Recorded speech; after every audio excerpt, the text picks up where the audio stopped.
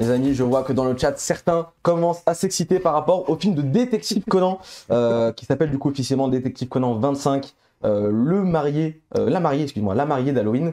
Et on a eu une première image et un premier trailer déjà. Ça enchaîne assez vite hein, par rapport au film précédent qui est sorti cette année, enfin l'an passé déjà au Japon. Donc c'est plutôt cool, d'autant plus que ce film-là est, de ce que j'ai compris, hein, le premier à être officiellement canon dans l'histoire du manga. Il semblerait, en tout cas à l'animé il serait canon, ça c'est sûr. Historiquement les films de Conan aimaient bien mettre un ou deux petits éléments canons, oui. mais secondaires, un peu ce que fait One Piece dernièrement. Voilà, c'est ce que j'allais dire. Et sauf que là en fait on passe c'est un truc quand même majeur, c'est le mariage de Matsuda et de Takagi, si je dis pas de bêtises au niveau des noms. Et du coup c'est pas un truc que tu peux mettre dans un film et après faire comme si ça n'existait pas. C'est trop important en termes de... C'est des personnages qui sont clés aujourd'hui.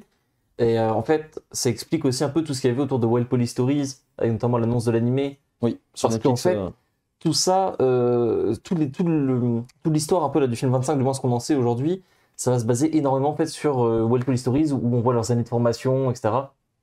Donc ça va être vraiment lié autour, centré sur du coup, la police vraiment de Conan. C'est des personnages ultra attachant, qu'on voit beaucoup, et qui a peut-être pas assez vraiment le gros spotlight comparé à des trucs comme le FBI ou juste Conan et son équipe. Donc plutôt cool.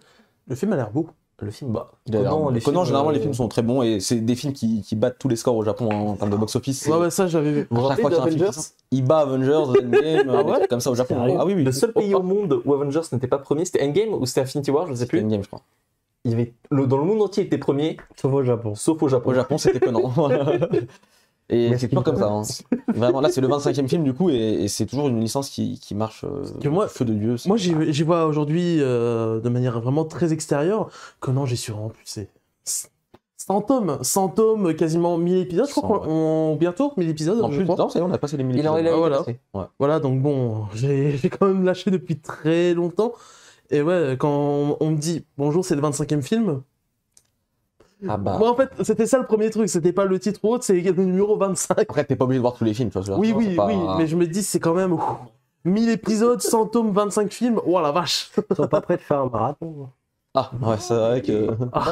Mais en même temps, je trouve que c'est cool de voir que c'est un peu le risque parfois quand on a une série qui devient très longue, je pense à Hippo, que derrière l'animé soit un peu lâché, que on sache que on sait pas quand ça va finir, donc est-ce que vraiment on continue à faire un animé Hippo, la preuve, on attend toujours la suite.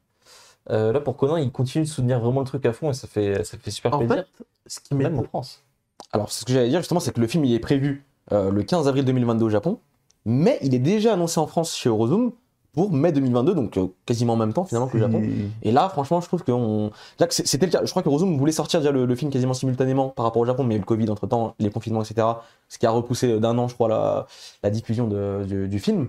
Et là, du coup, sauf s'il y a un énième reconfinement surprise, mais je ne pense pas. J'espère. J'allais faire justement. Je n'espère pas pour toi, hein, vraiment. Je n'espère vraiment pas pour toi. Mais normalement, il devrait sortir. Je connais ton numéro maintenant. Macron, s'il vous plaît. Non, mais en mai 2022, du coup, quasiment en même temps qu'au Japon. Et ça, je pense que c'est une super nouvelle pour les fans. Autant Détective Conan, c'est une série très très forte au Japon. Je dis pas qu'elle l'est pas en France, mais c'est vrai que c'est peut-être plus autant. Voilà, ça remonte pas mal, c'est vrai. Mais les membres du manga sont pas non plus faramineux. C'est bien que le cinéma d'animation japonaise prenne de la place en France. Ça, c'est vrai qu'il y a un phénomène qui existe, qui a été un peu coupé, on l'a dit, par le Covid, mais qui s'est quand même pas mal développé ces dernières années, et c'est assez génial, parce que si on pouvait suivre un petit peu le rythme du Japon, il y aurait de quoi aller au cinéma beaucoup plus souvent, en fait. Oh que oui, sachant que, en fait, on en parle souvent dans l'émission, mais j'aimerais bien avoir ton point de vue, Thomas, c'est que, il n'y a pas si longtemps que ça encore, les films d'animation, il n'y en avait pas tant que ça, de japonais, je veux dire, à part les Ghibli et les Mamoru Hosoda, etc. Mais je veux dire, les films de série, Conan, ça sortait au mieux, ça sortait en DVD. Au mieux, on règle une avant-première voilà. pour les Parisiens. Ça a carrément pris de la place. Bah, c'est à l'image un peu du développement du marché de l'animation et du manga. Et c'est quelque chose qui est très très favorable parce qu'en plus, vu comment c'est fait en France avec tous les circuits CNC et tout, plus il y en aura, plus il y en aura. Enfin, après, ça enclenche quelque chose qui fait qu'on pourra en voir de plus en plus. C'est très très sympa. Et puis, c'est beau. En fait, c'est ça aussi par rapport au cinéma de télé, c'est très bien. Enfin, par rapport aux séries télé, c'est que le cinéma, en plus, en général, les films, tu t'en mets plein les yeux, quoi. Enfin, c'est toujours techniquement au-dessus, stratosphérique, quoi. Je pense que pour moi, il y a eu 2 films. Enfin, je pense surtout un, mais le deuxième, plus sur vraiment cette confirmation d'avancer dans ce domaine des films d'animation, enfin d'exportation plus rapide des films d'animation japonaises en France.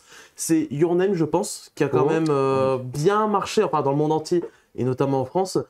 Et je pense aussi Dragon Ball Super Broly. J'ai constaté qu'à partir de Dragon Ball Super Broly, il y a quand même eu une bonne accélération en termes de la sortie des films japonais, des films d'animation. Surtout des films orientés plus, pour le coup, plus licence. Oui, voilà, c'est ça. Là où Your Name avait un peu mis tout le monde d'accord. Oui, voilà. Ok, on peut sortir un Shinkai, on peut sortir un Osoda. Il n'y a pas un risque majeur. Je pense que Broly, et surtout à l'époque, je ne sais pas si vous vous souvenez, quand il y a Broly qui sort, il y a une AVP en France au Grand Rex qui est sold out en 2 minutes, une deuxième qui est sold out en 2 minutes. D'un seul coup, ça construit des cinémas dans toute la France bientôt pour faire des avant-premières. Tu étais quoi? Ah, moi j'y étais. Vous n'étiez pas là, moi j'étais aux 2 et vous étiez chacun à une différente. Et ça, je pense que à ce moment-là, notamment, je crois que c'était CGR, beaucoup qui depuis a bien recollé. On les voit. Mais vous vous rendez pas compte, hein, parce que moi, vous parlez de Broly, là, ça me projette un petit peu en arrière, hein, dans Broly. Le vieux Broly. Non, pas le vieux, le vrai, voilà. Waouh. Bon, le vieux, d'accord. Mais en fait, pour nous, ça n'existait pas tout ça, quoi. C'était des époques où c'était miraculeux d'avoir un animé à la télé, au cinéma. Dragon Ball Z, le film, 95, je crois. Bah ouais, mais c'était. Regarde sur l'année 95 qu'il y avait d'autres, tu vois. Enfin, ouais, c'est ça. C'était un ovni, mais bon, Dragon Ball Z en France, il y avait de quoi justifier à l'époque avec le succès que ça avait. Oui, ça avait le succès qu'il fallait, et l'animation a eu tout le succès qu'il fallait, et le manga encore plus, pour que ça soit présent comme aujourd'hui. Mais c'est vrai que ça fait rêver, quoi, d'entendre vos discussions. Oh, il n'y en a pas assez, tout est là. On pense aussi récemment à Demon Slayer qui a battu quand même des scores incroyables. Malgré les conditions. Malgré les conditions, tu vois, qui étaient quand même pas fameuses. En moralité, aller au cinéma. Voir les films d'animation adaptés de manga. C'est ça, très important pour qu'on en ait plus, ouais, c'est ça. Hein. Pour qu'on en ait plus, faut montrer qu'on est là et qu'on en veut. Moi, souvent, la différence de sortie entre le Japon et la France, je corresponds ça à un truc, à une autre époque. Il faut se rappeler qu'il y a 10 ans, par exemple, un très gros truc, les jeux Pokémon, les jeux japonais, et même les jeux Pokémon, on avait genre 6 mois de décalage. C'était gentil, hein, c'était plus un an. Mais les jeux en général, tu peux dire en vrai. Mais les jeux en général. Les jeux en général, mais je me rappelle même Pokémon, juste pour le citer, parce que c'était quand même Pokémon en France et dans le monde entier. C'était number one, quoi. Un sacré morceau. Ah, c'est l'hyper-mondialisation, ça va plus maintenant qu'Internet. Et pourtant, je crois que c'est à partir de pas de la 5G, je crois que c'est de la 6G, Pokémon X et Y, je crois, où ça a commencé à sortir en sortie mondiale. Et je me dis, j'espère qu'à terme, on va se diriger de plus en plus vers ce modèle, c'est-à-dire ça se rapproche, et à un moment, on dit, bon, ça serait intéressant de tout sortir mondialement, et puis après, tac, au moins dans beaucoup de pays. Alors, c'est vrai que pour l'instant, on constate quand même que la priorité des Japonais, c'est vraiment leur territoire, tu vois. Oui, forcément. Mais je pense qu'à terme, on va arriver sur ça, tu vois. Ça prendra quelques années encore, mais allez, surtout pour les licences qui fonctionnent énormément en Occident et peut-être pas trop au Japon. En vrai, là, ils sortent quasiment simultanément des détectives. C'est rien. Retail, à la limite, mais des licences qui marchent excessivement mieux en Occident qu'au Japon. Pour le coup, c'est vrai que. My Hero Academy, ça marche au Japon. Au Japon, c'est 40 millions. C'est plus de la moitié de la population de la France. Certes. C'est clairement beaucoup. C'est pas tout à fait de l'underground non plus. Oui, non, c'est sûr. D'ailleurs, c'est vrai qu'il y a souvent, ça arrive très fréquemment qu'à Japan Expo, il y ait des avant-premières de films d'animation. Comment ça se passe généralement pour je sais pas si tu peux en parler ou quoi, mais pour organiser ça. On organise ça avec, je suppose, le distributeur du film en France. Ça, il y a deux scénarios. Il y en a un où le film va être distribué en France et donc on travaille tout avec Eurozoom par exemple ou Atanier, les gens qui vont le distribuer ensuite dans les cinémas. Et puis après, sinon, il y a d'autres programmes qui se font directement avec les distributeurs japonais qui ont envie de faire connaître leurs titres à l'étranger. On a monté des super opérations comme ça avec, par exemple, Dans un recoin de seconde ou avec Eva. On a fait c'était incroyable ça. Pokémon. Ouais, je me rappelle. Bah tiens, justement, c'est cité dans le chat. Promère aussi, il y avait eu. Première, Ok. c'était Gros Zoom. C'était Gros Zoom, oui. Ouais, tout à fait. Mais voilà, donc c'est vraiment deux choses différentes. Après, nous, on adore faire des avant-premières parce que ça permet de satisfaire tout le monde. Et après, les faire avec les distributeurs français, c'est sympa au sens où on sait que derrière, le film en plus aura une vie en France, quoi. Alors que parfois, quand on travaille sur des titres directement avec le Japon, il y a des chances que ce soit Japan Expo soit la dernière opportunité de voir le film en grand écran. Ouais. Dans de bonnes conditions. Mais souvent, après, ça transforme, en fait. C'est-à-dire, quand il y a des choses qui se passent chez nous, ça aide aussi les Japonais, après, à le proposer, parce que souvent, les salles sont pleines, donc ils peuvent prendre une belle photo et dire au distributeur, regardez, ça marche. Ouais, lui montrer que c'est un potentiel, Voilà. que certes, Japan Expo, c'est quand même un public assez... c'est un public précis, c'est un public de niche, mais si t'arrives à remplir la salle de Japan Expo, c'est que normalement, le film devrait faire un bid sur au cinéma. C'est ça. C'est sûr. Surtout qu'il y a toujours cette peur des distributeurs français. Des cinémas français aussi. Oui, quand je dis distributeur, c'est des distributeurs, enfin, au cinéma ou autre. En France, même limite plus qu'en Europe, ou je sais pas, j'arrive pas vraiment à m'en rendre compte.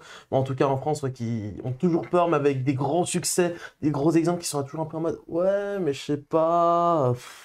C'est un peu les échos qu'on a toujours Les eu. cartons chinois, là, est-ce que ça marche vraiment? Non, mais c'est, je pense, comme tu dis, d'ici quelques temps, ça, parce que aujourd'hui, tous les 3 mois, maintenant, ils ont une évidence que ça marche, que ça marche, que ça marche.